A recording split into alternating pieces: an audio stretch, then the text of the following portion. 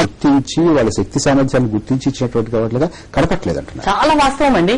ఇవాళ మీరు శాసనసభను తీసుకోండి, మంత్రిని తీసుకోండి, 6 మంది మంత్రులు ఒక్కరైనా కూడా ఫ్యామిలీ బ్యాక్గ్రౌండ్ లేకుండా ఒక్కరున్నారండి? ఒక్కరు. మీరు డీకేఆర్ నని తీసుకోండి, గల్లారిని తీసుకోండి, గీతారెడ్డిని తీసుకోండి, లేకపోతే కొండా సురేఖని తీసుకోండి, రాజీనామా చేసింది అనుకోండి. ముఖ్యంగా సబితా ఇందారెడ్డి అండి, ఒక హోంమంత్రి, ఆమె క్షేత్రస్థాయిలో పనిచేసిన వ్యక్తి అయింటే గనా ఇవాళ ఆమెకు ఇచ్చినింటే గనా ఇవాళ ఇంతమంది మహిళలపైన అరాచకాలు జరిగేవండి? అసలు ఆమెకు కనీసం ఒక కోర్టు, ఫాస్ట్ ట్రాక్ కోర్టు కానీ క్షేత్రస్థాయిలో ఏం జరుగుతుందో కూడా, అంత పెద్ద హోమ్ మినిస్టర్ పదవిలో ఉండి కూడా మహిళలపైన అరాచకాలు, అఘాయిత్యాలు జరుగుతూ ఉంటే తను ఏమాత్రం కూడా స్పందిస్తుందని, తను ఏమాత్రం వాటిని అరికట్టే ప్రయత్నం చేస్తుందా ఉంది? ఇంకొకటి, ఇవాళ ఇంత పనిచేసింది తను నన్నపనేని గారు, తనకి కూడా కనీసం పోలిట్ బ్యూరోలో ఒక సభ్యత్వం ఇచ్చారండి, కనీసం ప్రధాన కార్యదర్శి చేశారండి, తనకు ప్రాధాన్యత కొట్లాడంగా ఆమెకు ఎమ్మెల్సీ ఇచ్చారు కానీ ఆమెకు ఏమైనా ప్రాధాన్యత ఉందని అంటే ప్రధాన పార్టీలు మహిళల గురించి మాట్లాడే అవునండి నిజంగా. ఎందుకంటే 12 సంవత్సరాలు ఆ పార్టీలో, మొన్నటికి మొన్న చూడండి ప్రకాశం జిల్లాలో అంత పెద్ద గొడవ అయితే తనకు దెబ్బ తగిలినప్పుడు కూడా కనీసం పార్టీని ఎత్తినేసుకోలేదండి. అంటే మేము ఎంత కష్టపడ్డప్పుడు కూడా ప్రధాన పార్టీల లోపల ఇంత స్థాయికి వచ్చిన తర్వాత వీళ్ళకే ఈ రకమైన పరిస్థితి ఉంటే వీళ్ళు కింది స్థాయిలో ఇంకా వేరే వాళ్ళని ఎట్లా పికప్ చేస్తారు? కింది స్థాయిలో ఉన్నటువంటి వాళ్ళు ఇప్పుడు ఉన్నటువంటి మహిళా నాయకత్వాన్ని చూసి వాళ్ళని బాగా చూస్తున్నారు, వాళ్ళు ప్రాధాన్యత ఇస్తున్నారు, మనం కూడా రాజకీయాల్లోకి రావచ్చు అనేటటువంటి ప్రోత్సాహకర వాతావరణం ఎక్కడ లేదండి. చాలా కరెక్ట్ అండి. ఇప్పుడు ఏమంటారంటే, అరే గంగాబాబు నువ్వు ఇంత కష్టపడి 5 ఏళ్ళు చేస్తున్నావు, నీకేమి రాలేదు, నీకే రానప్పుడు మేము కష్టపడితే ఎప్పుడు రావాలి? మా ఇల్లు వాకిలు ఎందుకు రావాలంటే నిన్ను చూస్తున్నాం కదా, ఇల్లు వాకిలు వదిలి నీకు అన్ని డైనమిజం ఉంది, చదువు ఉంది, అన్ని ఉండి నీకేమి రాలేదు, 5 ఏళ్ళు తిరిగితే మేము 5 ఏళ్ళు ఎప్పుడు తిరగలుగుతామమ్మా, మాకు అంత ఓపిక లేదమ్మా తల్లి కాంగ్రెస్ పార్టీలో. అంటే ఈ పార్టీలో లేడీస్ కి, మహిళలకి అని అంటే మేము ఏం చెప్పుకోగలుగుతామండి? ఇప్పుడు ఇప్పుడు రాజ్కుమార్ గారే ఉన్నారు, ఒక పార్టీ మహిళా ప్రెసిడెంట్ అండి, ఆమెకి నాకు శత్రుత్వం లేదు, వీఆర్ వెరీ గుడ్ ఫ్రెండ్స్.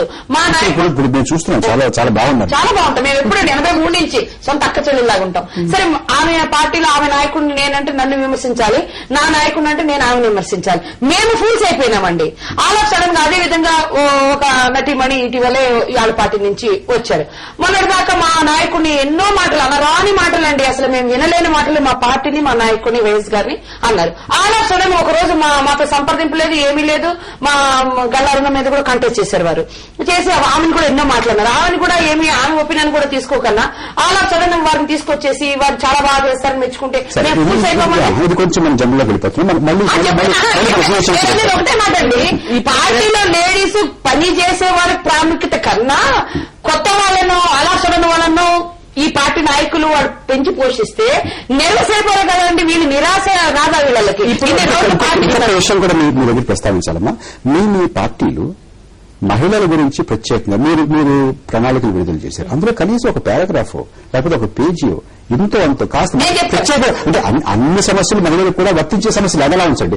మహిళల గురించి మేము ఇలా అనుకుంటున్నాం, హైదరాబాద్, సికింద్రాబాద్ జంట నగరాల్లో, గ్రేటర్ హైదరాబాద్ లో మహిళలకి మేము ఈ ప్రత్యేకమైన దృష్టితో చేస్తామన్నటువంటి బాట మీరు ఎందుకు చెప్పలేకపోతున్నారు? ఎక్కడ చెప్పారు? మీ పార్టీలో ఒక పేజీ లేదు దానికి లేదండి. మా పార్టీ ఏదక్కర్లేదండి.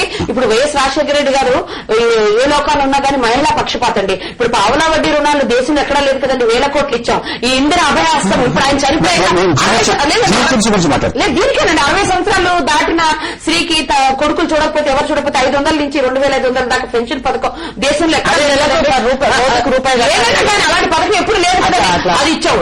200 విధంత ఫిషన్స్ కానీ ఇదివరకు 75 రూపాయలు ఉండేది గత ప్రభుత్వం, 200 ఇవన్నీ మహిళలకు నేపథ్యంలో సందర్భంలో మాట్లాడారు. నిజంగానండి. మీరు రాజకీయ పార్టీ కూడా అసలు మహిళలకు టికెట్లు ఇచ్చే అంశంలో ఎవరికి ఇవ్వాలి, ఎవరున్నారన్నది ఎవరితో కూర్చోలేదు. నిజాయితీగా మాట్లాడారంటే 100 రోజులనే రూలింగ్ వచ్చిన 100 రోజులైన మహిళా రిజర్వేషన్ బిల్లు ప్రెసిడెంట్ ఆఫ్ ఇండియాని ఇవ్వటం కాకుండా లోక్సభ స్పీకర్ ఇవ్వటము, 33 ఉన్నది 50% పెట్టింది. మహిళల కోసం రాజకీయ అధికారం వస్తేనే కదండి. అదే జీహెచ్ఎంసీ కూడా 50% అది బిల్లు అయిపోయి ఉంటే మాకు వచ్చేసింది కదండి. అంటే ముందు రాజకీయ అధికారం ఉంటేనే కదండి, 33 ఉంటేనే కదా ఈవేళ ఇంతమంది హౌస్ వైఫ్ ఎవరో something is better than nothing కదా. ఒక ఫేజ్ లో హౌస్ వైఫ్ వచ్చినా కూడా తర్వాత ఫీల్డ్ వాళ్ళు కూడా వస్తున్నారు కదండి. మొత్తం మీద రాజ్యాధికారం మహిళలకు రావాలంటే అది రాజ్యాంగబద్దంగానే వచ్చింది. కానీ నిజంగా రిజర్వేషన్ కి లేకపోతేనండి ఒక్క మహిళగా మేయర్ అవ్వగలుగుతుందండి, జిల్లా పరిషత్ చైర్పర్సన్ అవుతుందా రిజర్వేషన్ లేకపోతే మహిళ? ఎంత కష్టం అండి. ఒక ఎంపీ అవ్వడం ఈజీ ఏమో. చాలా దురదృష్టం అండి. వాళ్ళిద్దరు చెప్పిన దాంతో పూర్తిగా ఏకీవిస్తున్నాను నేను. ఎందుకో గాని రాజకీయ పార్టీలో అసలు ఆడవాళ్ళని రానివ్వడం లేదు. ఒకవేళ రండి అంటారు, అమ్మో సగభాగం అంటారు, మీరు మీటింగ్లకు ఎక్కువ మీరే ఉండాలి ముందు అంటారు, ఆ తర్వాత మీరే బొట్టు పెట్టమంటారు, ఆశీర్వదించమంటారు, బొట్లు పెట్టడానికి మహిళలు బొట్లు పెట్టడానికి వెళ్ళాలి అంటారు. ఇంత ఉపయోగించుకుంటా కూడా ప్రతి పార్టీలో కూడా మేము మహిళలు ప్రాధాన్యత ఇస్తామని చెప్పుకునే ప్రతి పార్టీ కూడా బాగా డైనమిక్ ఉన్న మహిళల్ని ముందుకు రానివ్వరండి. జిల్లాలో 20 సీట్లు 30 సీట్లు ఉంటే ఒక్క మహిళకి ఇవ్వనివ్వటం లేదండి. ఇవాళ హైదరాబాద్ నగరంలో కూడా ఎంతో మంది మహిళలు ఉంటే, ఎంతో మంది పార్టీ కోసం పనిచేసే వాళ్ళు ఉంటే, మగవాళ్ళకన్నా ఎక్కువ పనిచేసే వాళ్ళు ఉన్నారు అన్ని పార్టీల్లో కూడా. నేను చెప్తున్నా, వాళ్ళకి ఎవరికి రానిచ్చారు? మీరన్నట్టు భర్తలు చాటు వాళ్ళకి, బాల్య చాటు, అదే వస్తుంది దురదృష్టం. రెండోది ఏంటంటేనండి, ఒక భయం మగవాళ్ళకి ఇప్పటికి కూడా. అసలు రిజర్వేషన్స్ అనేది మేము అడుక్కుంటున్నావా? రిజర్వేషన్స్ అనేది మేము అడుగుతున్నాం అంతే కదండి. ఎందుకని రిజర్వేషన్ ఎందుకు అడుక్కోవాల్సిన పరిస్థితి వచ్చింది మాకు ఇవాళ? ఎందుకు అడుక్కోవాల్సి వచ్చిందండి? అన్ని చోట్ల కూడా రిజర్వేషన్స్ ఉంటే కనుక అన్ని చోట్ల మహిళలు నుంచుంటారు. ఏ పార్టీ మహిళ గెలిచినా ఆ మహిళ గెలుస్తుంది.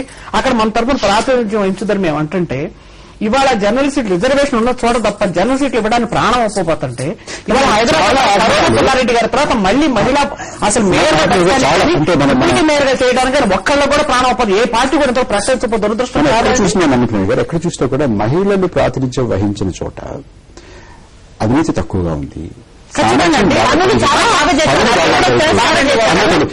తెలిసినా కూడా చంద్రాజీ, do you also feel that a women's perspective is lacking in this particular election? Completely, in all elections.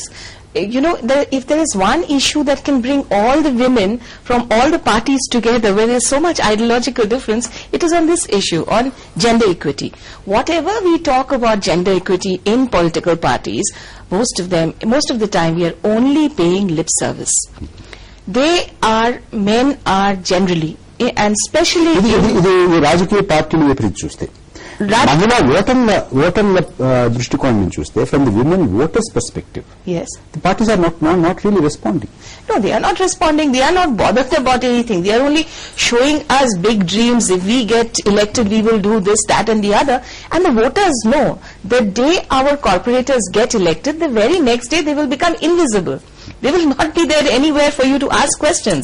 So there is tremendous. NTV ద్వారా మీరు ఇంత మంచి చర్చ పెట్టినందుకు నేను ఒకటి మీ ద్వారా నేను చెప్పదలుచుకున్నానండి.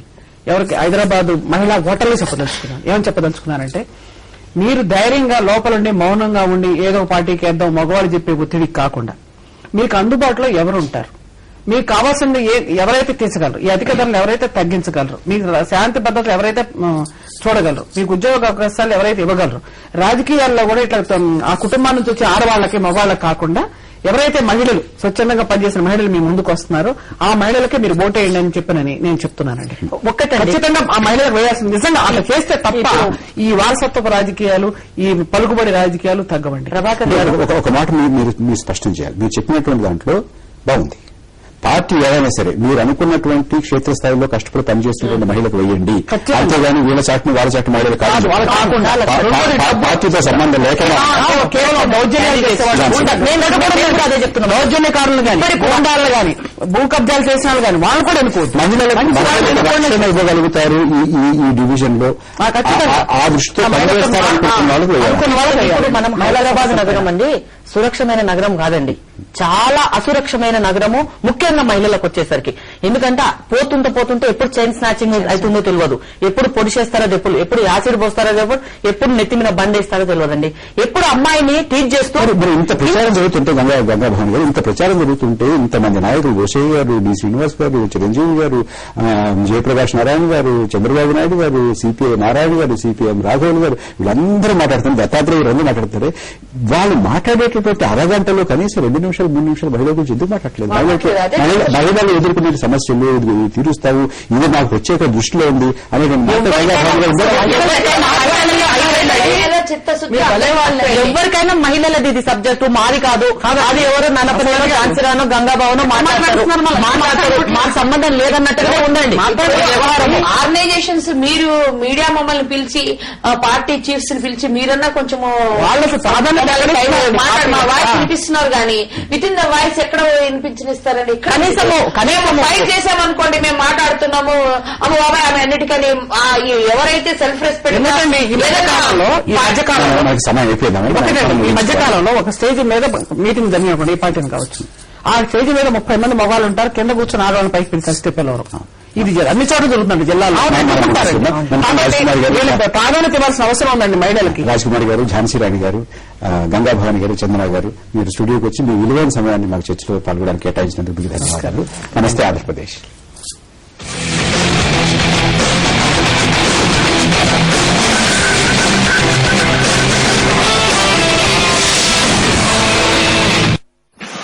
గురు బాగా ఆకలిస్తోంది.